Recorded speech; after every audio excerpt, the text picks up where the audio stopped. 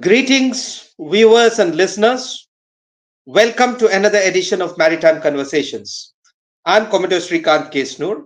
Now, in Maritime Conversations, we normally talk about maritime issues, but occasionally we also go into strategic and military issues. With Air Force Day around the corner, we thought that our next conversation should be about a good Air Force story and a good Air Force hero or veteran. Our guest today, Wing Commander Sundaram Krishnamurthy, exemplifies just that. Now, Wing Commander Krishnamurthy is famous as the person who is there as a young flying officer in the iconic 1971 surrender photograph peering over General Jacob's shoulder. But reducing his life just to that one photograph would do great disservice both to his life and to his life story and personality. Wing Commander Krishnamurthy is a man of many parts. An alumnus of the National Defense Academy, he flew the helicopters with great distinction in 1971 war and thereafter continued in the helicopter stream in the Indian Air Force for the next 2 decades. Amongst the various highlights at that time included a trip to Antarctica in 1986. After his retirement, he also flew for our offshore agencies from Mumbai. In addition to that, he has been a writer, author, motivational speaker, and indeed a man of many parts. Wing Commander Krishnamurthy, it's a great pleasure to have you with us on Maritime Conversation and look forward to your life story. Welcome, sir. Thank you, Srikant. It's equally a pleasure to be here for me. So, I go ahead, sir. uh, I I consider it a great privilege to be even talking to you. Thank you. So wonderful, sir. We are all honored at Maritime Conversations. The reason I'm going to ask you the first question about the iconic photograph is because after I met you a few weeks ago and tweeted about it, and incidentally, sir, that tweet went viral. When I tweeted about it, many people made this good-natured complaint that I should have conveyed what we had discussed, that I should have written about it. So I thought, then why not get it from the horse's mouth itself? Why not get a sense about what happened then? So my first question, we will go back and trace your life story later. But my first question is about, tell us how you found yourself in that iconic photograph. And along with that, give us a sense of the atmosphere in Dhaka on the 16th of December, 1971. Right, Srikant. If I have to start on the 16th story, it will be disservice to what we did before. As General Sagat Singh, he was brought specially from Tezpur to Teliamura near Agartala, and we flew with him. We means we are Silchar helicopter guys. During the war, we entered and flew in various places like close combat people.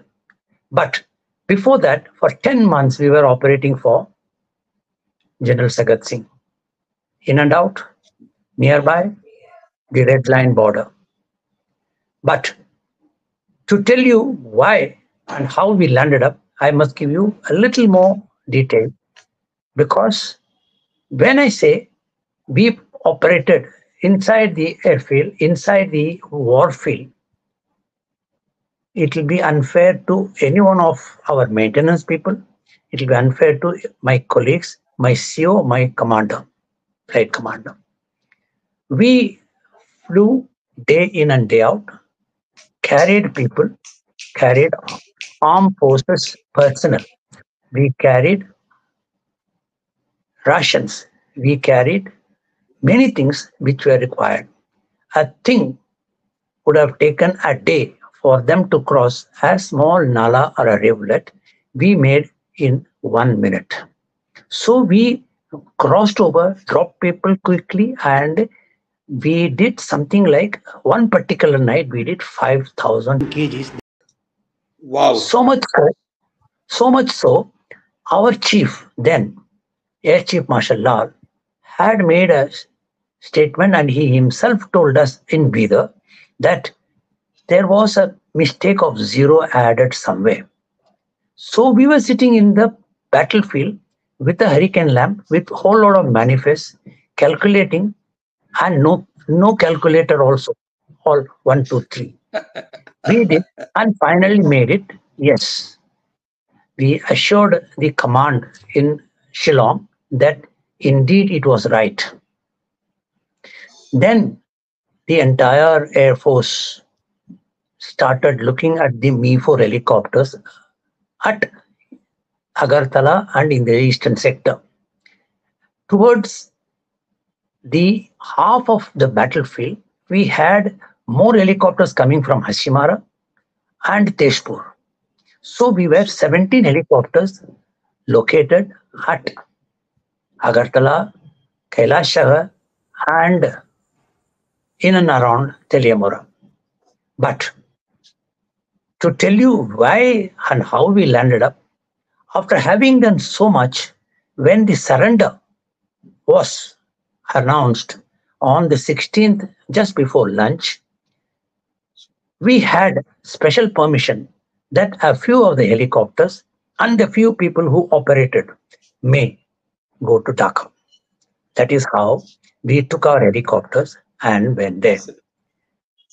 One thing about our Me-4 helicopter, which we flew, we had inducted them in Sarchit 2. And it was a cattle class helicopter, as somebody would have said it. But it carried whole lot of people, whole lot of arms and ammunition, and the whole lot of rations. So we thought we were privileged enough to reach Dhaka.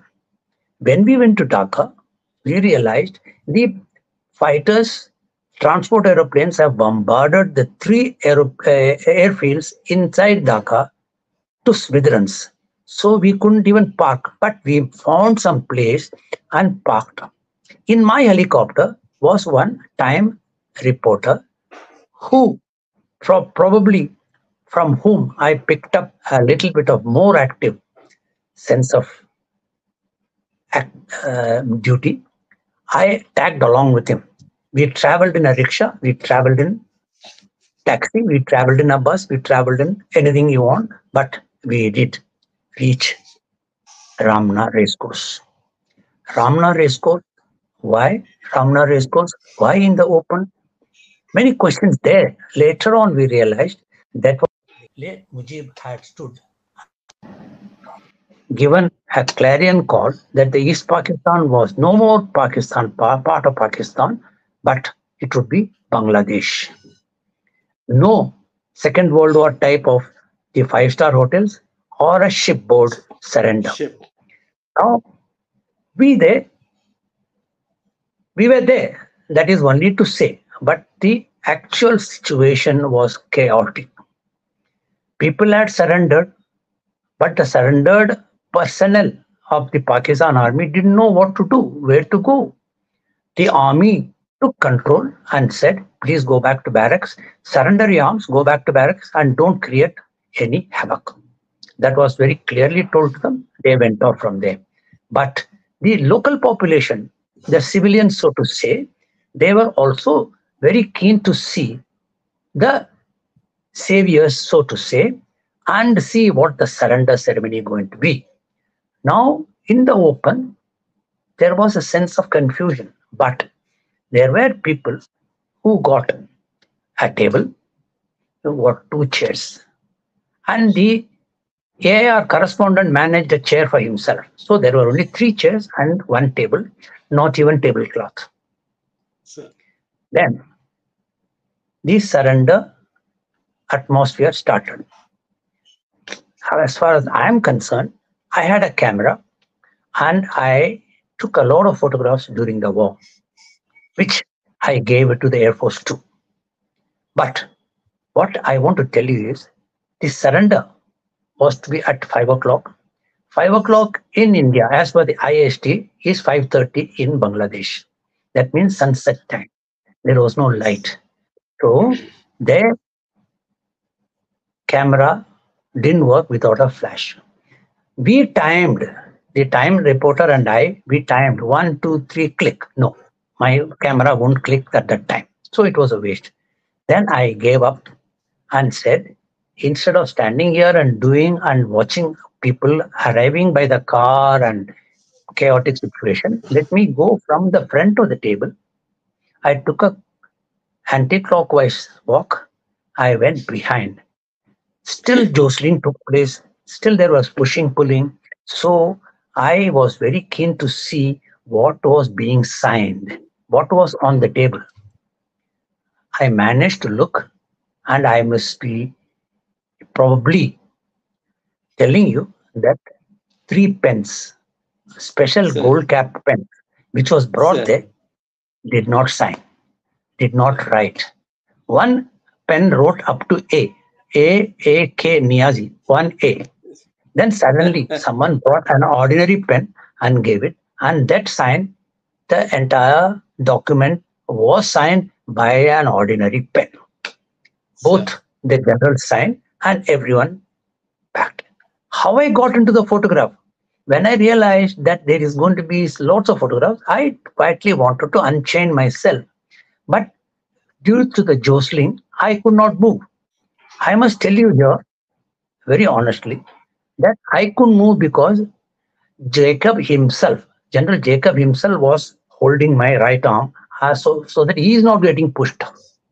So when I met him, I did mention this, and he mentioned this the same thing.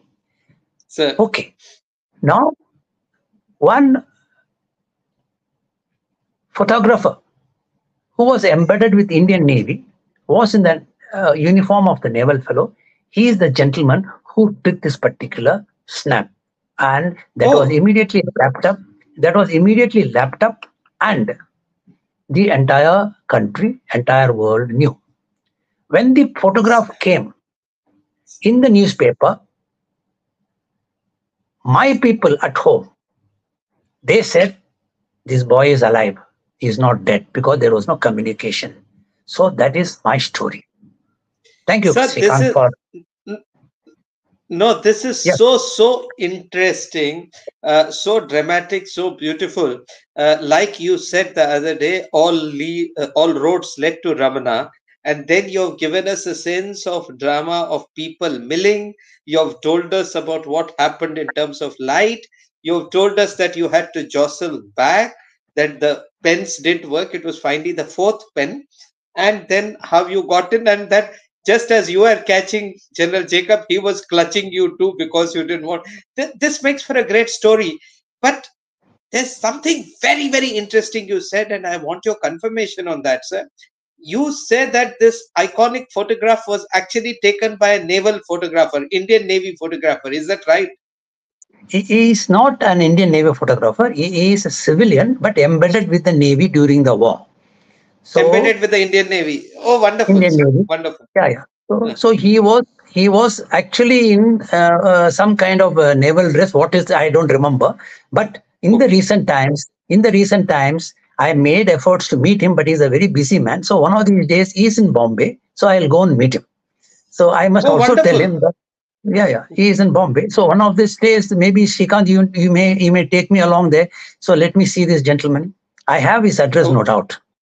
Wonderful, sir. Yeah. I'll be happy to join you on that journey, and will this one. So that's so nice, and you've given us a fantastic start.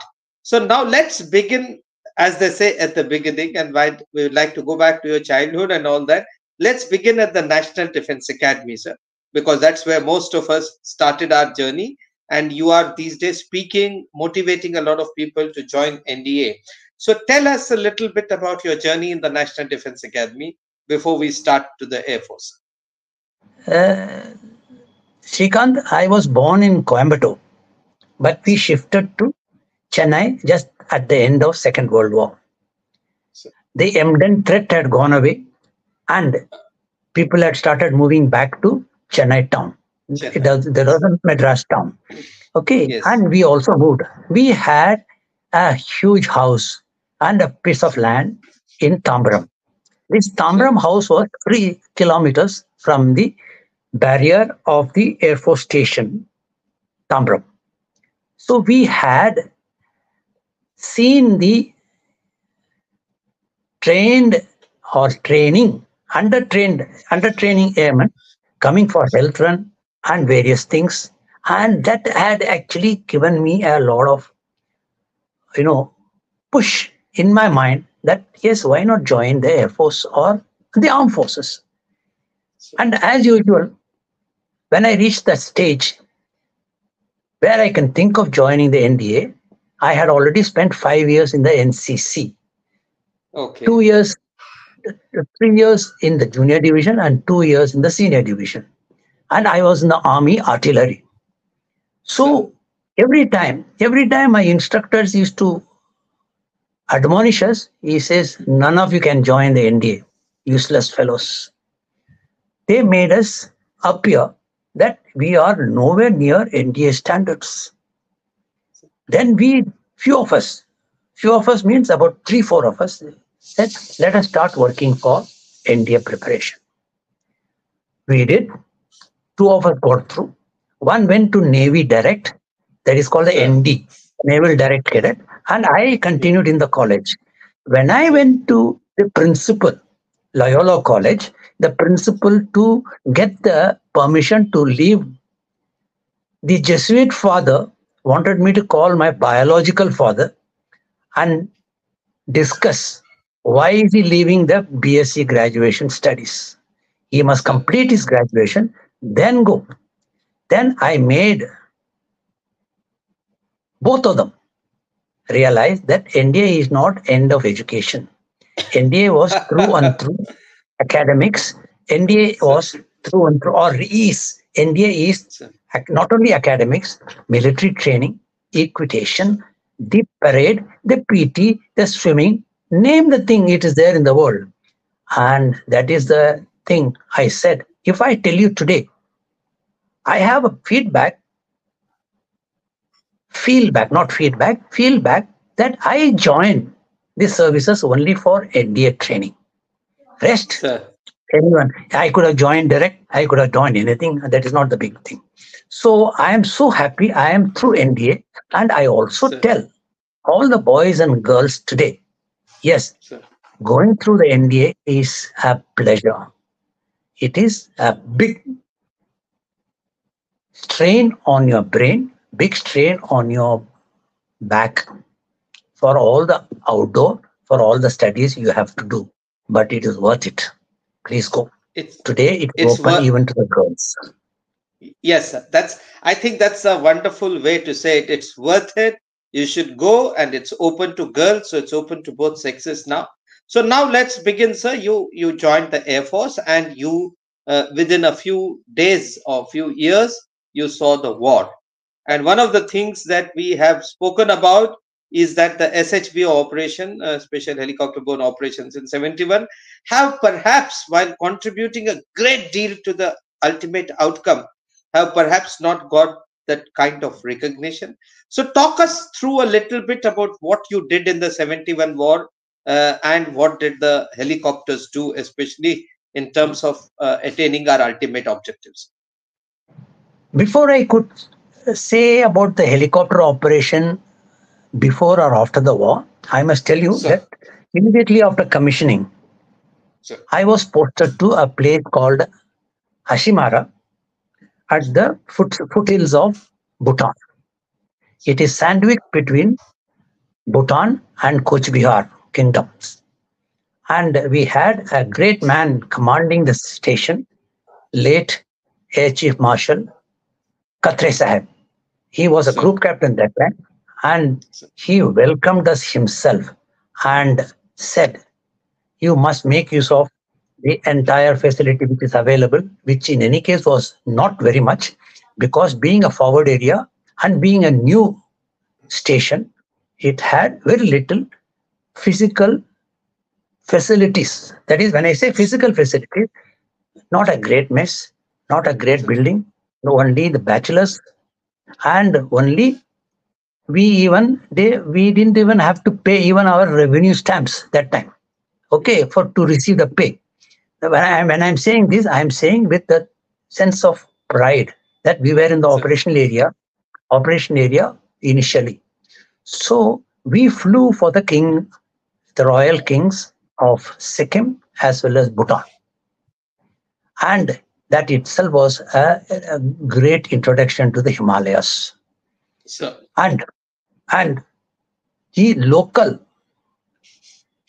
governments, North Bengal, Assam, and Sikkim, the Chogyal of Sikkim took a lot of help from us as far as this thing. And of course, he joined us later on. That is different. Okay. And the king of Bhutan, the present king's, I think, great grandfather was that time the person. And we had this helicopter, Mi-4 helicopter, VIP version. Please believe me, Sir. we had made it in such a way that they didn't have to feel odd about sitting in Helicopter. the cargo helicopter. Sir. So this is the one what you must remember. Now, exactly 2 years, then they said, please go. This is too much of enjoyment for you. Please go to Silchar. Silchar, when we went to Silchar, Silchar was catering for Tripura, Meghalaya. Later on, it came Meghalaya, Nagaland, Mizoram, and even south of Assam area.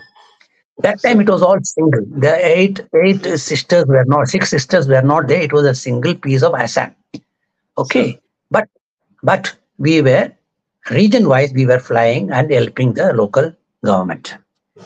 Now enters General Sagat Singh. Now Sir. enters the war like preparation. I wouldn't say preparation. We were not. We were ready for any intrusions from any of the neighbors, but Sir. we were not preparing for a war. The war was Sir. prepared, and trust on us. That one thing I must be very clear in telling you all that war Sir. was thrust on us, and ultimately we Sir. made good of it. That is different. But Sir. when we said in the second year of the posting to Kumbir Gram, incidentally, Kumbir means crocodile. Sir. Okay, Yes. there was no crocodile in Kumbhigram. We had only Sir. humans eating human because it was an isolated area. We ate each other's head, and when there was flying, only then we could meet the people from outside. But having said that, we flew for Sagat Singh, and Sagat Singh had understood the pilots, the helicopter, the capability of helicopter, which came in handy to him much later. So he was brought from Tezpur to Telemura, I told you, and from Yes. there he was given a very clear instruction: you will be there covering any escapees from Pakistan Army, Razakars, or paramilitary people via Chittagong and to Burma and to get out. He was very clear in mind. No one runs, no one gets away from the East Pakistan. That was the more during the war, but before the war also, there was a very clear instruction that do not enter. His role was not offensive at all. The offensive was to come from northwest, Sir. Balurghat area. But Yes. Sagat Singh realized he is one of the finest generals who was involved in Goa liberation, who was involved Yes. in Sikkim. Yes. And when he was given this point, he is not the person to keep quiet. He had an Yes. able Rajput helping him out. That is, he was then AVM Chandan Singh. That time he was a group captain. He was brought specially from Jorhat to here. Chandan Singh was looking after the Kilo flight. Kilo flight is where the Bangladesh Air Force was getting ready to fly. And we gathered at Agartala, moved to Kalashahar, we moved to Sylhet, we moved to Brahmanbaria, then we came down. While moving this there was no, initially there was no fuel at all.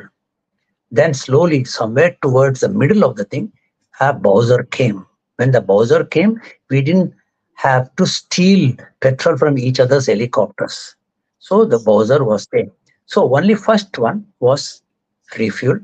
Afterwards, as the fuel reduced, consumed, we added more manpower, more load. That is how one particular time we carried 17 fully armed trooper, where our capacity was just 10, because the fuel weight was available to us to add one more, and by the end of the day, by the end of the refueling time, we were 17 people. So having said that, we were ready, we were checked at Sylhet, we were checked at Brahmanbaria. When I say checked, whether we were efficient enough, please believe me, God was with us, our efficiency was with us, professionalism was with us. We had no incident. We had no even downtime. Our technical people who were with us spent the night like we did in the trenches, ate the shakarpara what the army gave, and that too counted, number of shakarpara was counted, and we flew. And when we came to Agartala, the Agartala airfield had one terminal, and that terminal was small enough. It was not a big terminal, but sleeping on the floor itself was a pleasure because we slept all over. Yes, yes. Then General Sagat Singh took a decision to cross Meghna. Much against the order of battle, and much against his own immediate General Sahib, General Arora. He is known to us. He is telling us, Sagas, you will not do anything on your own. But by this time, Command also was convinced. Indian Eastern Air Command also was convinced that these people, after all, can fight a war. I'm talking about these people, us, the helicopters. Yes, the helicopters, yes. We crossed the red line, we went inside, and now we were not worried about the air superiority created by the bombers and the fighters. No, we are thankful to them. But we had to worry, helicopters don't fly high. So we were susceptible for the ground firing. Ground fire, yes. So we climbed just enough to avoid the thing. We had, fortunately, it was not a single helicopter, so not a single bullet went into the engine. We had all over the bodies, not on the rotor. So when we say that the providence was with us, it will be an understatement. Over and above whatever we could do, over and above what we learned, over and above the land there in Bangladesh is same as the land in Silchar. So when we flew, we didn't fly anything new. Only thing we wanted to avoid was the ground fire. True. And the army also had taken over a few areas and said, okay, do the dogleg over this area, do the dogleg this side, do the dogleg that side. And we flew. And on the spot, Srikant, please believe me, on the spot, 2 VRCs were given. Our chief, our commanding officer, and the flight commander, they got the VRCs on the spot. Yes, it is a different matter that our technical people should have got something which we still feel bad about it, but doesn't matter. The name is there. I am there to tell them, yes, you were there with us. All the time you were there with us. And there is special mention to be made that the torch, whether it had full power battery or not, they did the DI, daily inspection of the helicopter, removed the grass, removed the leaves, removed the dry things whichever had entered the piston engine. Yes, sir. Then made it ready for the next flight. So I must put half hour, 50% success to the ground technical Ground and people. technical crew. So this is Technical. such a wonderful tale you brought out. So you covered almost all aspects. One is the fantastic support by the ground technical staff. Other, the amazing aspect about no incidents, no accidents, no downtime, how you enhanced your carrying capacity. And of course, the great partnership between Sagat Singh and Chandan Singh. Sagat Singh, of course, genius of a general, but how the helicopters came into play in that battle, and how all of you slept on grass, went through that. So this is a fantastic chapter, and of course you've written about that in your book. We'll come to that in a bit. But sir, now, I mean, of course, constraints of time preclude us from doing too much, but just tell us, we want to come to your book, we want to come to your journey to Antarctica, but a brief journey through the rest of your journey in the Air Force over the next 2 decades, as you went up and what you did, and then we'll talk about the other things. When we say destiny took me, we mean it happened. Yes. But when I tell you destiny played an important role in my life, I am not understating. So I told you about the surrender ceremony, how I got into that photograph. Now, in 86, Sir. I was traveling in a train and I saw a lady carrying a bamboo stick kind of a thing, which normally I have seen with the holy Shankaracharya people. She was holding it in her hand. And I made a light work and said, "What are you carrying? You are a sannyasin?" That lady smiled and said, "My husband went to Kailash Mansarovar and he is inside the bathroom. This stick cannot be kept on the ground, so he has given it to me. So I am holding it." That seed was put in me to make a trip to Kailash and Mansarovar. Sir. Till then, Kailash and Mansarovar was beyond Leh, Ladakh. Sir. There are two lakes. One is the Rakshas Lake, one is the Mansarovar Lake. One is bad, where Pandava was supposed to have drunk that water and fainted. It had a bad effect. And the other one is the Mansarovar, where two rivers originate. One of them is the great Brahmaputra. It travels equal distance inside China before it enters India at Parshuram Khund and comes to East Pakistan or Bangladesh and reaches the Bay of Bengal. Why this story? This story is we are all aware that when our subcontinent broke away from the Antarctica, it came and took, so to say, in our Fauj language, Panga. Panga means it started lifting the Asian continent. And when it lifted, only day before yesterday, I saw it in the Ramayana, that Ravana is supposed to be lifting it, and to put it down, Shivji is putting the left leg. And his hands are caught, he prays, and then is relieved. So, I didn't realize by the end of the same year, I will get a chance to see where our Kailash broke from. Antarctica. And Antarctica. It is unbelievable. When I think back sometimes, I do not believe myself. But when they said in the army, in the air force, in the armed forces, in the navy, in the armed forces, they say there is no detailment. It is all voluntary. Yes. Only when there is no volunteers, then the people are made to do what they are supposed to do. So when it came that volunteers are required for Antarctica, without realizing, I gave my name. I was qualified on offshore. I was qualified on the helicopter. The Mi-4 went away and Mi-8s had come inside. And Mi-8s flew beautifully well in Antarctica. So they continued.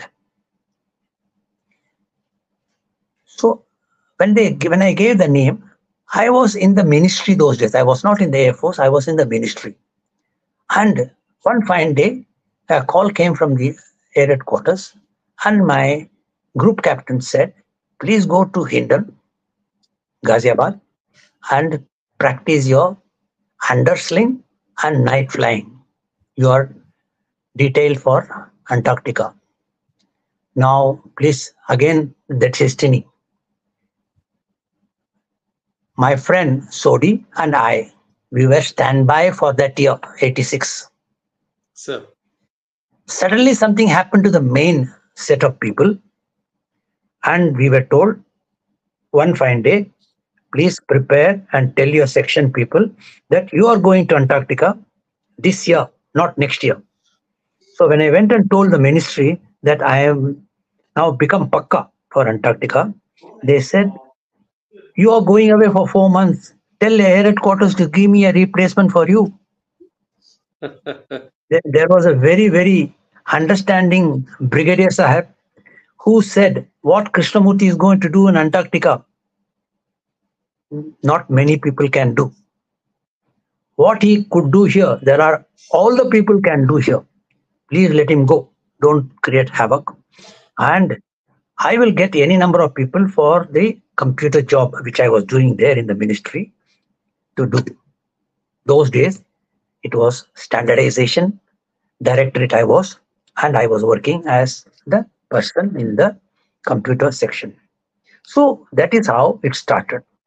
We were told, practice more night flying, more undersling operations, and more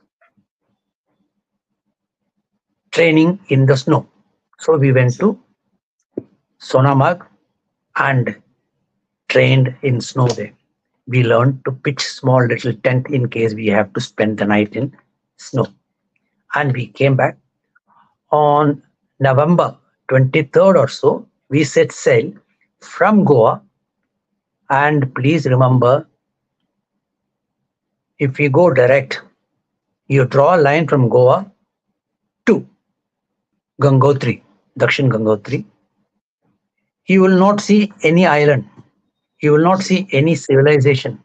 But our ship, MV Thuleland from Norway, had kindly consented to anchor off Mauritius, kindly consented to stop and show us where Madagascar is. And after that, we avoided South Africa and went to Antarctica. Beautiful trip. 27 days was the voyage itself. We went, fixed the rotor blades back onto the helicopters, and flew for 2 months. And in the South Pole, the only navigation equipment which was on board was the magnetic compass. It was not working. So again, in the snow, we put some items. So we did some doglegging. We did some point-to-point flying there. Anyway, that apart, we did logistic support. We gave logistic support to the Indian scientists who were supposed to spend the wintering there. So we left them there with very sad, heavy heart, and returned after 2 months, again 27 days, back to Goa. So, but you must remember, I must take pride in telling you that we were for a moment surrendered by all PhDs, MScs, MA, all qualified people. Mind you, our brain was going bonkers listening to those high-flown language and high-flown ideas. Today, when I think back and read anything, I remember the ship when they said everything. Yes, go ahead. No, so we can call your life's journey also as from Kailash Manas Sarovar to Dakshin Gangotri, And though, of course, ma'am was there on that Kailash Mansarovar, you are both Kailashis, so to say. So, sir, this actually illustrates your maritime conversation. We're calling it Maritime Conversations. So, the fact that you went to Antarctica by the sea made you a maritime person. And after retirement, you flew offshore over the seas. That was maritime too. And then you have a son in the navy, so that there is lots of maritime connections that you have. But let me get to the most interesting and different part of your life's journey as a writer, author, and speaker, but particularly author because you've authored a book, and that is going to, the proceeds go to charity. So tell us a little about your journey as an author, as a writer, and as a motivational speaker. My and childhood and was and you wrote under a pseudonym for some time, so tell us that too, why. okay. My childhood was a kind of a joint family. We had our uncles and aunts staying together, and family was big enough. So we had very interesting moment of anything and everything when we say, yes, when I discuss something, there will be inputs from various sources. In such times, my immediate next brother, there were sisters. After that, he was elder to me. He was with me as friend, philosopher, and guide all through. So from Hashimara time, from training time, I used to write one letter a day. When I say one letter, it was almost like a diary. It was almost like a journal. I used to write, today this what happened. And I used to post it. So over the time, he had so many of them, which he saved them very carefully. And when I, in somewhere in Antarctica time or before that, one day he gave me a big bundle of my letters, which was like the journal of my lifetime. So Oh I had wow. not forgotten. So I had not forgotten a thing, but I remembered thing. When I went to Antarctica, my one of the briefings from a very capable well-wisher was, please take a big notebook and write everything, including the discussions you have. And that thick notebook is still with me. And one day, probably, I will be able to transcribe it, put it in print. Let us see. I do not know. But the journal keeping was a part of my life.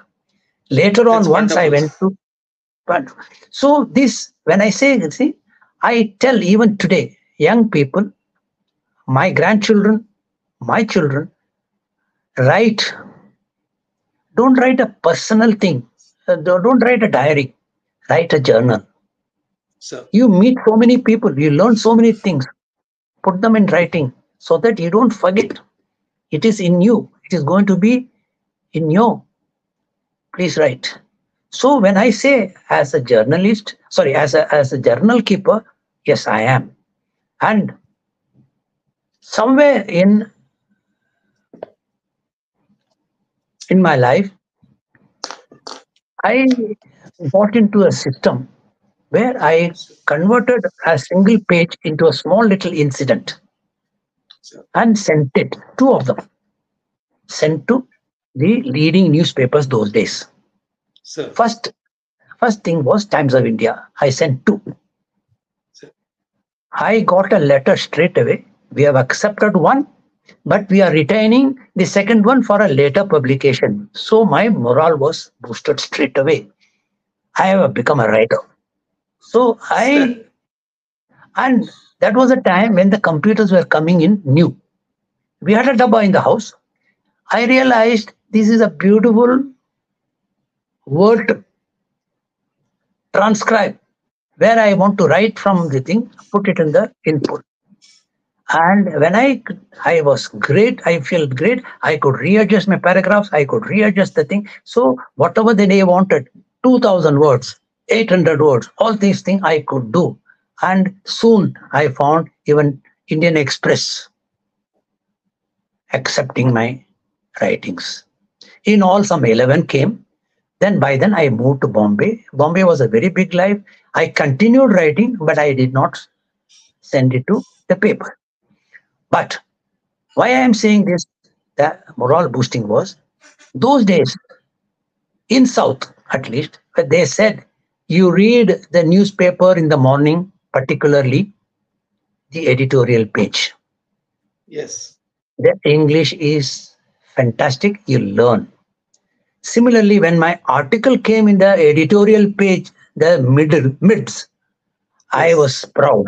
I was very proud. In the book, I have published nearly all my newspaper items, and you Yes. will realize that my pressy writing, so to say, I passed every time I shortened my journal into a small little article, my pressy writing capability came. I remembered Father Coyle of Loyola, who made us undisturbed write composition every week, Sir. like an exam you to conduct it. So when I say this was the journey, and it was truly a journey. So we had written, we had collected all over. In the meanwhile, my wife also took serious interest and she started writing. And during the COVID, after all this time, 30, 40 years, during the COVID, we had nothing to do to actually, instead of reading the newspaper, one day I told her, I said, let's put them together. She said, okay, you go to the computer and put them together. So I put such a thick book. So when I said, I approached the publisher, I said, can I get it published? He said, it is 500 pages. Who's going to read 500 pages? Sir. Reduce as many number of as possible. So I made it into 250 pages and 5 chapters. And of course, the first chapter was the war. Yes. Second chapter was life in the Air Force. Yes. And when I say life in the Air Force, the way we lived, the way we moved, and the civil life. Then one chapter on Kailash Mansarovar and one chapter on Antarctica. So 5 chapters, we put them together. And I am sure, even if I want to add another book to my credit, I should be able to do it because I have already written something and edited. I only have Yes. to approach people. But again, who is going to sell it for me? Only Kesnur will have to go around saying that he has written it well. Okay. But at the same time, I am very proud that there are certain things of the book I must tell you. This is very specially edited, very specially written for all age groups. Sir. School children, college Sir. going students, retired people, anyone can read, and the language is so simple, lucid. There was a gentleman, my senior officer, he commented, Krish, your writing is like R.K. Narayan. When he told me this, I told him, sir, I don't require any other credentials better than this. Because Absolutely, sir. Jane Austen and R.K. Narayan were the greatest writers ever produced the country or the world had produced. So Fit. I said, if I can write that clearly, why not write? So I do. And Absolutely. keeping the knowledge within yourself is no good. Please give True, sir. it others. That is how the motivation talk started. I am not interested in people joining the Army, Navy, Air Force. No, don't join. I'm not saying join. But when your children, grandchildren come and say something, don't say no. Yes. Discuss with them. Yes. Discuss, find out what is there in their mind. Find out, give them advice. Then be with them. Let them have the sense of achievement. I did what I thought was right. Today, many times I do feel, yes, certain things which I didn't want to do, and I could do it. And thanks to the Air Force, thanks to the God, thanks to the various people, that yes, I could do what I want to do because the circumstances, the atmosphere, the privileges were such that I could do what I want to do. Even today, Fantastic. in the morning when I was talking to my wife, I was remembering a few scenes in Siliguri. Of all the places, Siliguri. Why Siliguri? Because from Asimara we used to go to Bagdogra airfield, and from Bagdogra it is to be closest, the Siliguri town. So when things are in your mind, you never feel that you don't grow old. Please remember this: you don't grow old. You will never Yes. ever grow old, and you remain mentally and thereby physically fit. Fantastic, Does that sir. answer? That's that. Does that answer? No, it answers a lot, and I wanted to tell our viewers that this is a lovely book sir has written along with ma'am. It's called Through the Rotor Disc, and I think you should all buy it because, amongst other things, it is very well written. It gives you very many anecdotes, very nicely said, as sir said, in a very simple language. But above all, the proceeds go to charity, and this has been co-authored with ma'am, with Mrs. Sudha Krishna. So, sir, my final question, a little bit about ma'am, your journey companion in life, and a little bit about the charity that you are doing for this, and that will be a great note to end this show, sir. First, I will tell you about the charity. Sir, Is as a helicopter pilot, like all helicopter pilots, we carry casualties, we carry dead bodies, we carry the troops. sir, In our life, when we carried casualties, whether war casualty or civil, please remember the public, Indian public should know we have more casualties during the civil non-war trainings. When I say yes, non-war, not the wartime, civil trainings, we lose a lot of limbs, we lose a lot of lives. The war is something absolutely, else. The unfortunate thing is the government is not very worried about the peacetime invalidity. Yes, ALC exists, PRC exists, the QMTI exists. Today, if I limp and walk across in the village, even proudly say, I have lost the limb in the war, we are superstitious people. In the village, ये मेरे सामने क्यों आ गया है? Bad omen. This is what the artificial limb tries to avoid. First and foremost, I have lost a limb, my hand, my leg. Make me mobile. So they give artificial leg, Jaipur foot. yes, But till as time I am trained and made a part of the village, like an STD booth, for example, or a computer center, I don't become part of the civil crowd. I have been boarded yes, out because I am injured. I have artificial limb. But till I become a part of the village or the town, I don't gain a name. I don't gain the face in the village. So PRC, Paraplegic Rehabilitation Center, Queen Mary's Technical Institute, these people train the people who have been fitted with the war, fitted with the artificial limbs. artificial limbs. Some artificial limbs. So you are able to type, you are able to walk, you are able to do anything like anything. I may not run, but still there are people who are running with Yes, artificial limbs. I'm not talking about them. They are all very courageous people. But people who are below the hip, totally nil, they are given the training with hands. Oh, they are given the training to train further and give courage to the people. When you are ready to talk, standing on the podium, people are ready to listen. But when you are sitting in the chopal of your house and say something, people don't want to listen to you. You said, get lost. So this is where today the job is done very well.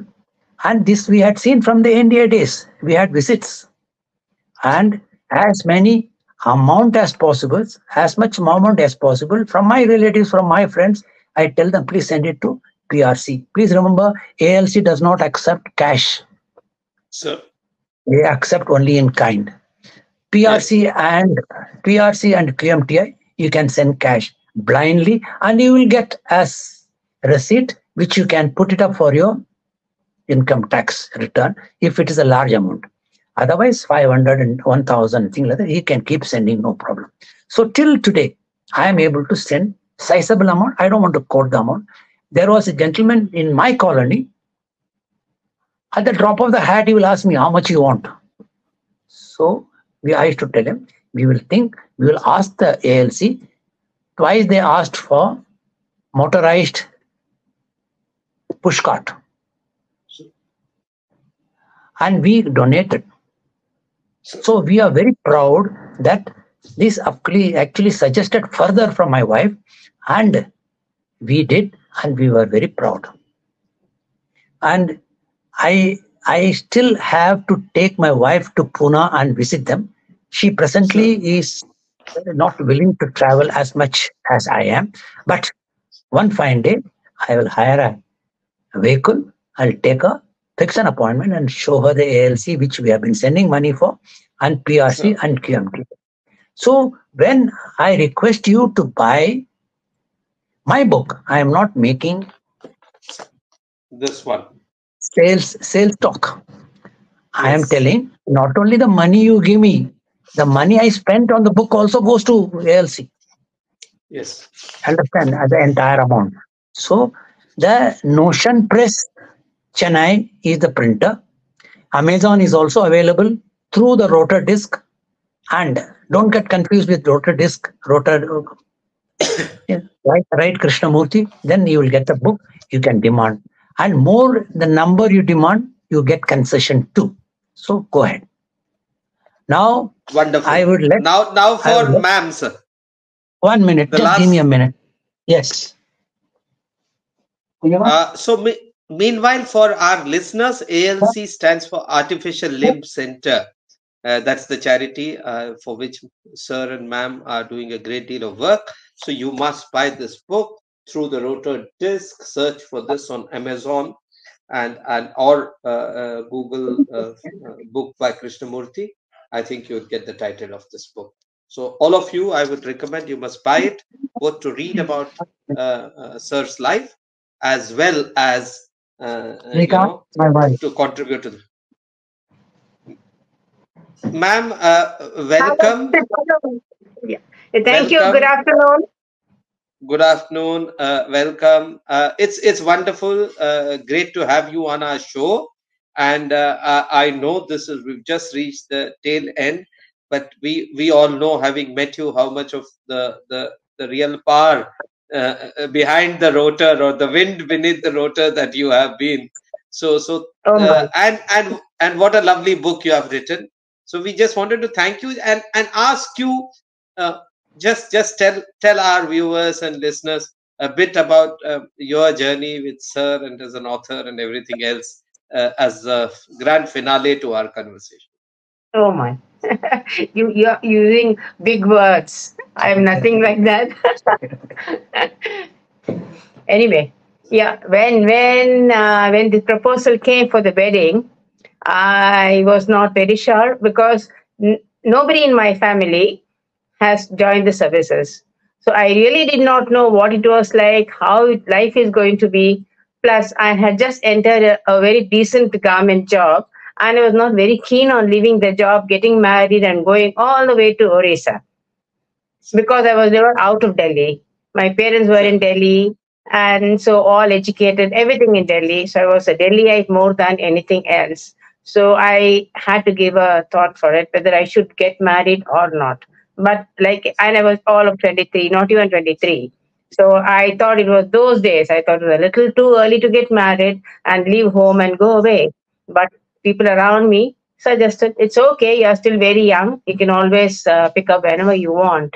But of course, that never happened because we had children, and I concentrated on bringing up children my own. Because he, as a flyer, my husband, as a flyer, was always busy flying. So one of us needed to be there for the children. So I opted to be with the children to bring them up the way we wanted to, not hand over children to the maids or servants or helps. So that way I stayed on with the children, enjoyed every bit of my journey with my dear husband, and very proud to say that yes, being a pilot and very busy the whole day, whole life, whole month, he did look after us very well. He gave us all the importance required to carry on with looking after my children, our children, and the way we wanted to. So it was a very happy life, touchwood, and I hope it goes on till both of us are alive. Wow, wow. That's such beautiful words, such lovely words to end this show. So thank you so much, Wing Commander Krishnamurthy, to Sudha Krishna ma'am, authors, travelers, Oh, people who do charity, people who've done a lot for our country, war veteran and everything, and with two lovely children, one in the Navy. I think the country couldn't have asked more from both of you. I'd like to so thank, on behalf of our viewers and listeners, thank you both for your service to the country, and thank you for making it to the show. So we're grateful for you being there on Maritime Conversations. Thank you very much. I must say here, I must thank my husband in front of everyone. He made me walk a lot, encouraged me for my various treks I did in my life. And then during the free time, especially when he was away, whatever we wrote, whatever message I used to have with my children who are outside, I just used to jot them, note them down in my diary. Wherever I traveled, wherever I sat in the airport waiting for the connecting flight, I used to jot on something very weird that happened or I saw, and then later on come and put them all in the computer. And those days we had the desktop, and so that's how I started traveling, because he was the one who encouraged me. I was never out of Delhi because lost the father at a very young age. So we were, with mommy, we were a very close knit family. So that's how. But then after I got married, yes, I got to travel a lot. I got to trek a lot. And then, of course, whatever I had jotted down, he said, now you put them all in the computer. And during COVID, he said, we'll make it to a book form. And that's how all these things worked out. And hopefully we are planning for a second book. Let's see how it goes about, because we've written lots and lots and lots. Thank you so much for having me in the show. I'm really grateful to you. It's been very pleasant. Thank you. Thank you, ma'am. We look forward to your second book, and we look forward to more conversations. Thanks a lot, both Wing Commander Yeah. Krishnamurthy and Mrs. Sudha Krishna, for this. Thank you. Thank you very much. Yeah. So, Thank you.